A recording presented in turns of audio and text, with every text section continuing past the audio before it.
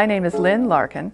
I'm speaking in anticipation of the appearance of General Michael Hayden, who will be appearing at the Emerson Center on January 14th, 2017 for the Celebrated Speakers Series. And I'm speaking on the topic, one that I hadn't necessarily ever thought I'd address, of use of torture in our intelligence work. As background, I did some work in the legal aspects of intelligence. I worked 10 years in the Central Intelligence Agency as an operations officer. The reason I wouldn't have expected to talk about torture is at the time I worked there, it was, as it is now, illegal.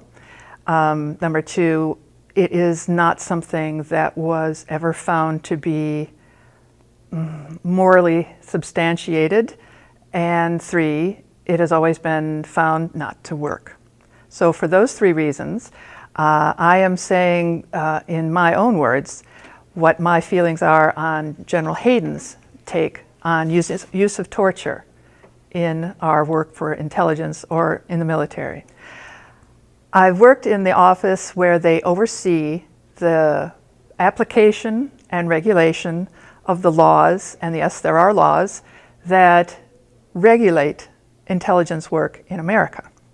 And that includes, of course, laws made by Congress, executive orders, which are issued by the President of the United States, and until they are negated by the President. And then there are rules and regulations and policies. So there's several layers of policy restraints on the types of things one can do as an American gathering intelligence. They had decided where the boundaries were between the military and the CIA.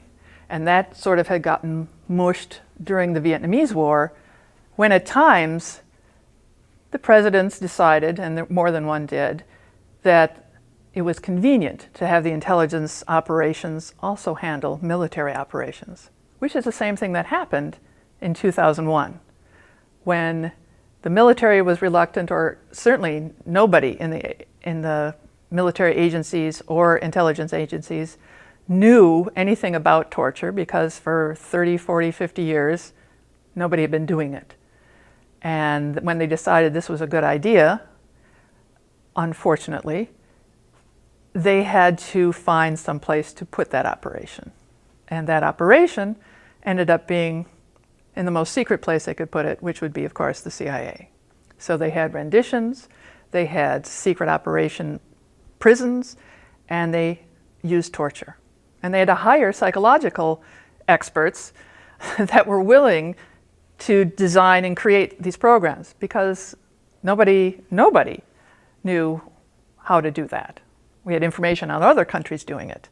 We certainly knew how, unfortunately, the Chinese or the Russians or people in the past had used torture. And they used courses actually in the CIA and the military to train people who are officers who might fall into hostile hands, in order to give them an idea of what other countries would be doing in the world of violence and torture.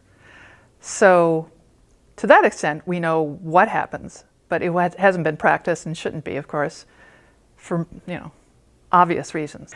My second point was that it's illegal, and it's been decided to be considered illegal by the American people. That's what democracy is about. And the Church Committee made the findings that these secret operations were not to occur, and that all of these activities were to be abolished.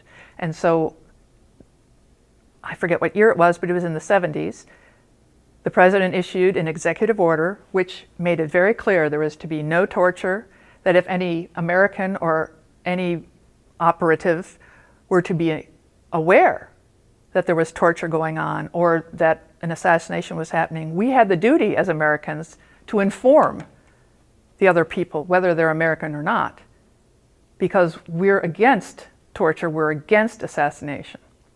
And suddenly, in 9/11, all that changed. So the decisions that had been made democratically and by the people of America were most certainly overridden by a few decisions in the executive branch. And I think that's illegal. Point number 3 was that basically, and quite extensively studied, it doesn't work. There is no question that, and for the reasons I stated, use of torture has been found, whether you agree with it or not to work. And you can make it available to anybody to service your needs, I guess, but indeed the idea is that if you torture somebody, they can give you any information to make the pain stop. And it's not necessarily going to be the truth, and that person may not even have the truth in your word, in your mind, and you may continue to torture that person. You may have an innocent person.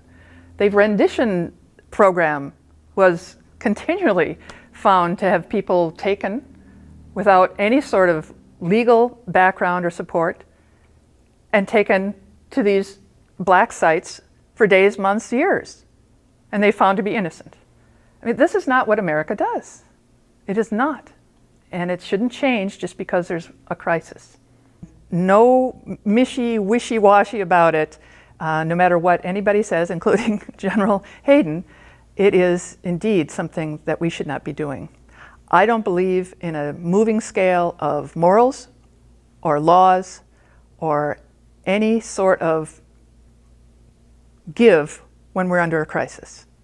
And I think it's wrong for the American people to think that because it's a crisis, we should change our policies, our laws, or our morals. So I think that in addressing the major point of what General Hayden will be talking about with his book is that there should be no ifs, ands, or buts about what the American people stand for. If Congress has made a law, if the president has decided that this is morally abhorrent, and if the American people believe that the use of torture is bad for public relations and certainly bad for the people who would have to endure that and would be innocent, it is something that we should never consider. Thank you.